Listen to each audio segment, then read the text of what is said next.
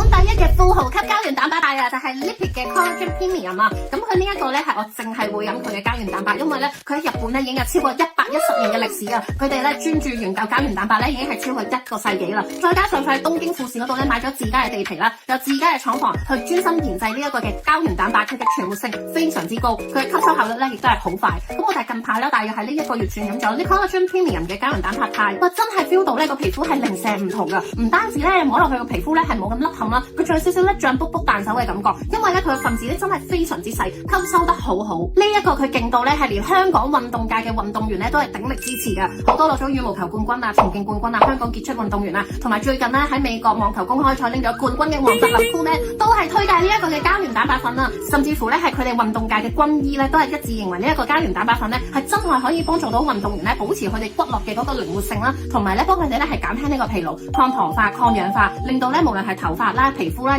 指甲啦，都可以咧係更加紅潤啦、健康咧咁樣生長嘅。同埋佢呢個膠原蛋白粉咧比起其他嗰啲咧係真係好唔同噶，你大概咧飲2個禮拜咧已經好有 feel 嘅。佢係無添加色素啦、無香